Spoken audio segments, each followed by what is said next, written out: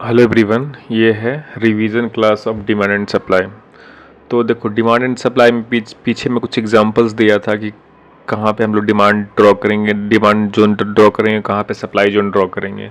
तो उसी का कंटिन्यूएशन है ये लेक्चर, और इसमें मैं बताता हूँ कि मैं, और रिवीजन जैसा है समझ लो इसको। इसमें बताता हूँ कि मैं कैसे ड्रॉ कर रहा हूँ, मैं क्या क्या देख रहा हूँ। ठीक है, तो ये है इस क्लास का मेन मकसद। तो देखते हैं कि यहाँ पे देखो, मैं ये एक डिमांड जोन है, डिमांड जोन है ये। अब इसको मैं डिमांड जोन क्यों माना, ठीक है। तो इसमें देखोगे तो जो मैंने एक टाइप 2 बताया था, डिमांड टाइप 2 जो बताया था, जिसमें रैली, बेस, फिर रैली, ये वाला कॉन्सेप्ट यहाँ पे लग रहा है। तो देखो दोनों कंडीशन में क्या हुआ, यहाँ पे मार्केट आया, यहाँ से रैली हो रहा था, मार्केट बेस बनाया, उसके बाद ये एक रैली दिया है। तो क्या सिर्फ यही एक डिमांड जोन है? नहीं, डिमांड जोन अगर आप ड्रॉ करना चलोगे तो नीचे भी ऐसा ऐसा कंडीशन बना है। देखोगे तो यहाँ पे क्या हुआ है, यहाँ पे भी आप देखोगे, इस जगह को आप देखोगे तो यहाँ पे क्या हुआ है, यहाँ पे रैली, ठीक है, ये देखो रैली, बेस, रैली। तो ये भी एक डिमांड जोन है, ऐसा नहीं है कि ये डिमांड जोन नहीं है, ये भी एक डिमांड जोन है। इस जोन को भी आप एक डिमांड जोन बोल सकते हो।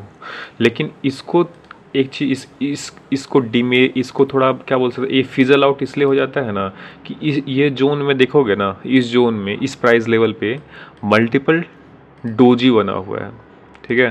तो मल्टीपल डोजी बना हुआ, तो कंडीशन ये ऐसा हो जाता है ना कि अगर मल्टीपल डोजी बना हुआ है तो इस जोन में जो प्राइस फील होना था ना, इस जोन में मार्केट कंप्यूटर ने ऑलरेडी फील्ड कर लिया है, ठीक है। ये एक पर्सपेक्टिव है। हो सकता है कि मार्केट इसके नीचे आके भी जा सकता है ऊपर की ओर, कोई कोई नहीं है। लेकिन अपने को फाइन ट्यून करना पड़ेगा आपको, कि आपको एक रूल बनाना पड़ेगा कि हाँ, मैं ये कंडीशन रहना चाहिए। 3-4 कंडीशन है कि हाँ, ये कंडीशन रहेगा तो मैं इसको मान लूँगा। ऐसे यहाँ पे भी डोजी बना है, लेकिन ये इसके नीचे आया है, लेकिन इस जोन में ज़्यादा नीचे नहीं आ पाया, इसी जोन में रहा है। यानी मार्केट ऑर्डर का क्या बोल सकते हो, यहाँ पे ऑर्डर फील्ड होते रहा इंस्टीट्यूशन लोग का। तो ये थोड़ा ज़्यादा मेरे को अच्छा लग रहा है, क्योंकि यहाँ से निकला है तेज़ी से, ठीक। तो ये भी है, और ये लॉजिक है इसका एक्सप्लेन करने का मेरा।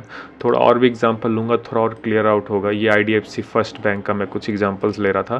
तो देखो इस जोन में मार्केट आया तो कैसे बिहेव किया, ये देखोगे। देखो मार्केट इस जोन में आया, ठीक है, यहाँ से कितना खतरनाक मूवमेंट आया है, ठीक है। तो आप इसको देखो, आपका यहाँ ये तो डे टाइम फ्रेम में है।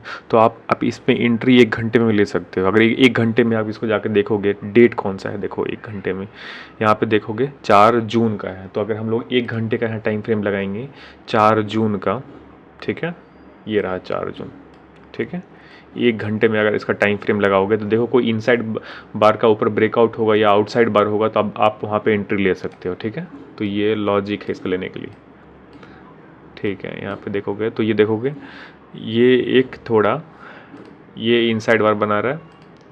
देखो इनसाइड बार सिर्फ ऐसा नहीं बोल सकते कि मैं, कभी कभी एडवांस आप कैंडल स्टिक पैटर्न पढ़ोगे तो वहाँ पे ना बॉडी को बोलते हैं इनसाइड बार। अगर बॉडी किसी भी 2 जोन के बीच में है तो वो इनसाइड बार उसको कंसीडर करता है कभी कभी, थोड़ा बहुत। देखो यहाँ पे ऐसा कुछ नहीं है कि एकदम हार्ड एंड फास्ट रूल है कि जो इनसाइड बार है तो पूरा बॉडी से लेकर विक्स तक उसके अंदर रहना चाहिए, ऐसा कुछ नहीं होता।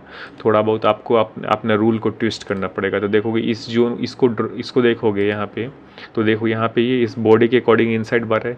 जैसे इसका ब्रेकआउट हुआ तो आप इसका एसएल के साथ आपका इंट्री यहाँ पे हो जाएगा, आपका टारगेट, आपका एसएल इसके नीचे रहेगा। एसएल आपको लगाना पड़ेगा। एसएल सबसे बड़ी बात है कि आपका पहला प्रायोरिटी ये होना चाहिए कि आपका कैपिटल नहीं उड़ना चाहिए। यहाँ पे देखो एसएल कितना है, 3 से 3.5% के पास एसएल है, ठीक है। तो आपका एंट्री यहाँ पे हो जाएगा, और उसके बाद देखोगे तो आपका जो टारगेट कम से कम 1:3 लेना है या 1:2 लेना है, ठीक है। तो देखोगे तो यहाँ पे आपका टारगेट यहाँ से 12 से 13% दिया है, ठीक है। तो कम से कम 10% या 13% के आसपास टारगेट दिया है। तो कम से कम 1:3 का टारगेट लेके रखोगे तो ये चलो मान के चलो 3 या 3.5% है, 12% इधर आसपास में, 12 से 13% के आसपास आपका टारगेट आया है। तो ये पर्सपेक्टिव है। तो आप बोलोगे यहाँ पे हम बुक क्यों कर सकते हैं, देखोगे यहाँ पे ये एक बिग बार कैंडल है। तो जनरली मार्केट इसके थोड़ा वो प्राइजेक्शन में एक है कि इसके ऊपर बहुत लोगों का एसएल रहता है, तो यहाँ पे लोगों का एसएल रहता है, यहाँ से फिर प्रॉफिट बुकिंग भी आना चालू हो जाता है। थोड़ा लार्जर क्या बोल सकते हो, बड़ा टॉपिक है, उसको एक्सप्लेन बाद में किया जा सकता है। तो इसको आप एंट्री 1 घंटे में ले सकते हो। अगर आप कैश में काम कर रहे हो तो आप 3% 4% का SL max to max generally, लेकिन लॉजिकल अगर बोला जाए ट्रेड में तो, लेकिन ये इन्वेस्टमेंट बोल के हम लोग कर रहे हैं इसको, लेकिन अगर कोई भी ट्रेड में 2% से एक भी ट्रेड में 2% से ज़्यादा रिस्क नहीं लेना चाहिए। सिंपल सी बात ये है। तो अगर आपको ऐसा लगे कि आपका एसएल बहुत बड़ा लग रहा है तो आप एंट्री चाहे तो अवॉइड भी कर सकते हो, और ऐसे ही अपने आप को बचाना पड़ेगा आपको मार्केट में। तो ये एक हो गया। फिर अगला में देखते हैं हम लोग इसको। देखो हुआ क्या है, देखो मार्केट क्या आया, यहाँ पे आया, यहाँ से मार्केट ऊपर चलना चालू किया, एक करेक्शन आया, ये बेस बनाया है, रैली, यहाँ पे भी एक बेस है देख लो, लेकिन उसके बाद फॉल आया तो ये भी बेस बनाया, तो यहाँ से बेस के बाद फिर से एक रैली आया है, तो ये एक यहाँ पे ये डिमांड जोन लेफ्ट है।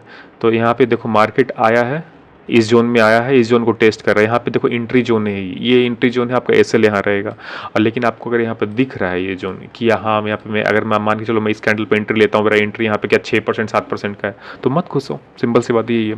तो आपको नहीं घुसना पड़ेगा यहाँ पे। अगर एसएल आपको आपके अकॉर्डिंग, आपका रिस्क रिवार्ड के अकॉर्डिंग नहीं बैठ रहा है तो आप नहीं घुसोगे। तो ये है, देखो इस जोन से आया मार्केट, इस जोन के बाद क्या, यहाँ से मार्केट कितना % का मूवमेंट दिया है, यहाँ से लगभग 25% के आसपास मूवमेंट दिया है। देखो मेरा लॉजिक क्या है डिमांड का ना, कि जो यहाँ से मूवमेंट होना चाहिए ना वो बहुत हेल्दी मूवमेंट होना चाहिए और तेज होना चाहिए। ऐसा नहीं कि एक बड़ा सा कैंडल बन जाए, तब मैं उसको कंसिडर नहीं करता हूँ। देखो बड़ा कैंडल बनने का 2-3 लॉजिक होता है। एक तो ये होता है कि बहुत ज़्यादा बायर आ जाते हैं तब बड़ा कैंडल बनता है, या फिर ये होता है कि बायर थोड़े हैं, उतने नहीं है, लेकिन सेलर नहीं है ऊपर से। लॉजिक क्या है, क्योंकि उन सेलर को लग रहा है कि मार्केट मेरे को ऊपर मिलेगा तो मैं सेल करूंगा, तो बैलेंस इनबैलेंस होता है और उसके कारण बहुत तेज़ी से मूवमेंट आता है। तो ऊपर से सेलर, अगर ऊपर से सेल करने वाले नहीं रहेंगे तो उसके कारण भी बड़ा मूवमेंट आ जाता है। इसको वैक्यूम इफेक्ट बोलते हैं। प्राइस एक्शन में पढ़ोगे तो उसमें वैक्यूम इफेक्ट उसको बोला जाता है। तो उस कारण से बड़ा सा कैंडल कोई बनता है। तो ये हो गया यहाँ पे। और देखोगे इस जोन में दोबारा मार्केट आएगा तो वो फेजल आउट हो जाएगा। देखो इस जोन में मार्केट आया, सीधे फेल हो गया, लेकिन इस जोन के बाद फिर से नीचे कोई एक डिमांड जोन इस जोन में कहीं होगा, उसके कारण मार्केट ऊपर गया इतना तेज़ी से। तो ये अपने को थोड़ा बहुत रूल बनाना पड़ेगा, उस रूल के अकॉर्डिंग प्ले आउट करना पड़ेगा। तो ये है अगला एग्जाम्पल। फिर अगले एग्जाम्पल में हम लोग चलते हैं, ये इसको लेते हैं। देखो मैं यहाँ पे ड्रॉ किया हूँ, ऑल दो यहाँ पे ये एक सप्लाई जोन का एग्जांपल है, ठीक है। देखो मार्केट क्या हुआ है, यहाँ से तेज़ी से मूवमेंट आया है और उसके बाद यहाँ से भी तेज़ी से मूवमेंट आया है, ठीक है। तो मार्केट अगर कहीं इस जोन में आके इनसाइड बार कुछ ऐसा बनाता है तो यहाँ से मार्केट नीचे की ओर आ सकता है। तो आप क्या कर सकते हो इसको, तो आपने रिस्क के अकॉर्डिंग आप चाहो तो यहाँ पे आप कॉल को शॉर्ट करके उसको हेज करके डायरेक्शनल प्ले आउट कर सकते हो। यानी आप ऑप्शन में कॉल को शॉर्ट कर दो और उसके ऊपर एक हेज ले लो एक डिफाइंड रिस्क के साथ, तो आपका डायरेक्शनल प्ले आउट करोगे। तो उस तरीके से भी इसमें आप काम किया सकते हैं।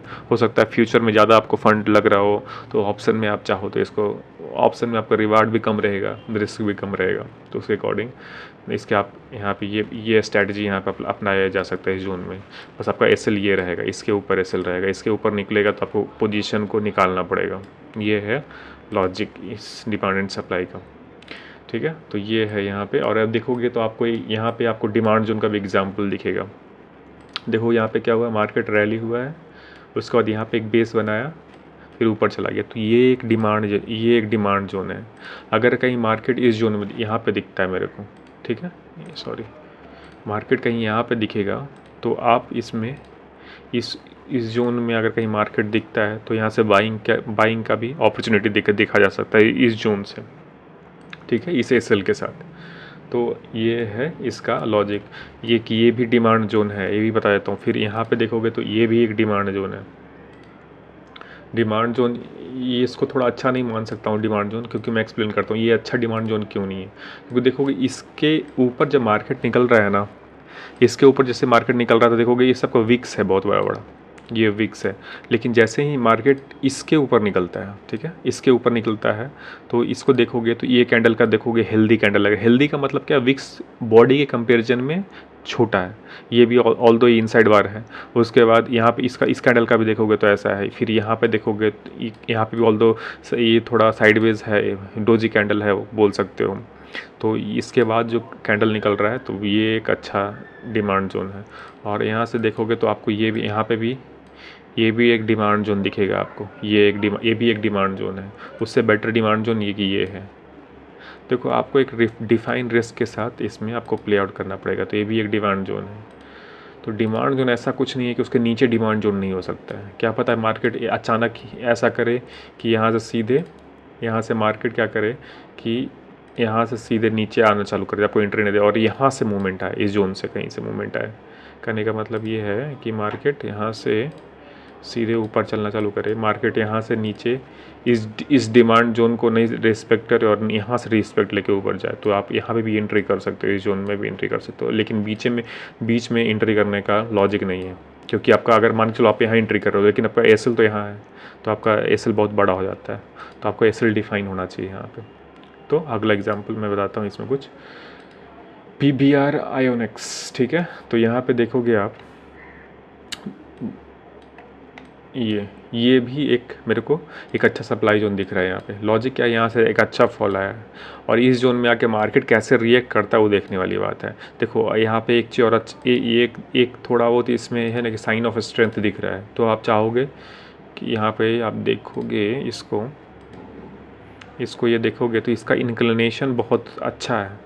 इसका इंक्लिनेशन देखोगे तो अगर आप इसका इंक्लिनेशन देखोगे तो ये कितना लगभग है, यहाँ से इसका इंक्लिनेशन अगर हम लोग यहाँ से मेज़र करना चाहेंगे इसका इंक्लिनेशन के लिए कहाँ से मेज़र होता है इसका इंक्लिनेशन, एंगल मेज़र करने का कहीं पे कुछ है, चलो अभी दिख नहीं रहा, मेरे को टाइम लगेगा उसमें। तो इसका इंक्लिनेशन देखोगे आप, ठीक है। तो आप इसका इंक्लिनेशन देखोगे तो थोड़ा स्ट्रॉन्ग है, तो हो सकता है कि इस जोन में जाए तो डायरेक्ट एंट्री मत लो, एक बार फिर से आके फिर से टेस्ट करें तब एंट्री लो। तो ये इनसाइड बार कुछ बनाया है तो यहाँ पे आप एंट्री ले सकते हो। ये एक सप्लाई जोन का एग्जांपल है, क्योंकि यहाँ से एक अच्छा फॉल आया है। देखो मैं इसको अब बोलोगा कि इसके नीचे इधर भी तो कैंडल बना हुआ है ना। देखो मैं इसको अच्छा सप्लाई जोन इसलिए मान रहा हूँ ना कि यहाँ पीछे कहीं इस जोन से बहुत तेज़ फॉल नहीं आया है। इस जोन से देखोगे तो बहुत तेज़ फॉल नहीं आया है। कोई अगर जोन से बहुत तेज़ फॉल आ रहा है तो वो एक अच्छा जोन होता है, डिमांड हो या सप्लाई हो। डिमांड अगर उस जोन से ऊपर जा रहा है तो अच्छा डिमांड जोन है, ठीक है। तो ये लॉजिक है इसका। तो ये यहाँ पे हो गया। फिर अगला में देखते हैं बाटा में कुछ बना है अपना। बाटा में आप देखोगे तो इसका एग्जांपल देखो यहाँ पे क्या हुआ, यहाँ पे क्या हुआ, दो ये हेल्दी कैंडल है, ये हेल्दी कैंडल है, ये हेल्दी कैंडल है। यहाँ मार्केट एक बार दो डोजी बनाया है, उसके बाद मार्केट नीचे फॉल आया है, अच्छा खासा फॉल आया। तो ये क्या हो गया, एक सप्लाई जोन हो गया, सप्लाई जोन हो गया। तो अब देखो मार्केट इस जोन में आएगा तो आपको कैसे एंट्री लेना है, कैसे एंट्री लेना है। तो आप देखो यहाँ पे एक प्राइजेक्शन में मैं आगे जाके इसका लेक्चर लूँगा, 3 पुशअप आया है। एनालाइज मैं कैसे करता हूँ, बोलोगे यहाँ पे मैं एंट्री क्यों नहीं किया, क्योंकि देखो यहाँ पे एंट्री नहीं करने के पीछे है ना कि ये इसका जो इंक्लिनेशन है ना बहुत स्ट्रॉन्ग है। तो मैं कोशिश करूँगा तो या तो मैं एंट्री नहीं करूँगा या मैं कोशिश करूँगा सेकेंड एंट्री में। तो मार्केट एक पुल डाउन आया फिर से ऊपर गया, ठीक है। तो ये पर्सपेक्टिव हो गया, एक पहला पर्सपेक्टिव। मैं सेकंड एंट्री में इस जोन में एंट्री करूंगा तो यहाँ पे देखो क्या बनाया, इनसाइड बार बनाया, इसके नीचे गया, आपका एसएल इसके ऊपर रहेगा, आपका एंट्री इसके नीचे कहीं होगा, ठीक है। ये हो गया। और भी क्या मैं यहाँ पे एनालाइज कर रहा हूँ, देखोगे ना कि अगर कोई एक इम्पल्स वेव बनाता है ना, उसके बाद 3 पुशअप आता है, फर्स्ट सेकेंड और थर्ड। तो एक लॉजिकल करेक्शन का उम्मीद रहता है कि एटलीस्ट 2 पुश डाउन तो आएगा यहाँ से, ठीक है। 3 पुशअप। और उसके बाद और भी एनालाइज में क्या किया था इसमें, देखोगे कि ये इस स्विंग से इस स्विंग का मूवमेंट है जो कि 3.92% है, फिर इस स्विंग से इस स्विंग का मूवमेंट है जो कि 2.25% है। तो ये क्या दिखा रहा है, साइन ऑफ वीकनेस दिखा रहा है, ऊपर जाने में इसको दिक्कत हो रहा है। इस स्विंग से ऊपर जाने में बस इतना ही गया, इस स्विंग से ऊपर जाने में इतना गया। तो आप इसको एनालाइज कर सकते हो इस तरीके से। और अगर आप इसको एनालाइज करोगे इस स्विंग को देखोगे आप तो यहाँ पे कितना गया है, लगभग 11% के बाद 3.92 गया, 3.92 के बाद 2.25 गया। तो ये क्या दिखा रहा है, साइन ऑफ वीकनेस, ऊपर जाने में दिक्कत हो रहा है, ऊपर से बहुत सारा ओवरलैपिंग आ रहा है ये। और ये जो मूवमेंट है ना, ये ओवरशूट का कंडीशन है, क्योंकि देखो मूवमेंट बहुत तेज़ी से हुआ है। तो यहाँ पे क्या हुआ है, इस जोन में क्या हुआ है, यहाँ पे सेलर को लग रहा है कि मेरे को अच्छा प्राइस ऊपर मिलेगा तो मैं शॉर्ट मारूंगा। इसलिए ये तेज मूवमेंट आया। तो बायर लोग का सेलर लोग यहाँ अच्छा नहीं मिले हैं, तो इसलिए मार्केट सेलर अच्छा नहीं मिले तो इम्बैलेंस आया। बायर का थोड़ा पोजीशन अच्छा, बायर का थोड़ा स्ट्रेंथ आया, उस कारण से छोटे बायर उठा के ऊपर लेके चले गए, लेकिन वो छोटे बायर स्ट्रांग नहीं थे। ये पर्सपेक्टिव है यहाँ पे। तो आप यहाँ इस जोन में कहीं इनसाइड बार आपको बना है, इसके नीचे आप चाहो तो पोजीशन बना सकते हो। ये है लॉजिक यहाँ पे। और उसके बाद अगला एग्जांपल मैं देखता हूँ, बताता हूँ मैं। तो इतना ही है और कुछ है नहीं इसमें, बाकी तो ठीक है, बस यही है। फिर मैं देखता हूँ आगे कुछ ऐसा लेक्चर लाऊंगा, उसमें फिर आगे का कुछ बताऊंगा इसमें और मैं क्या क्या देखता हूँ। Thank you.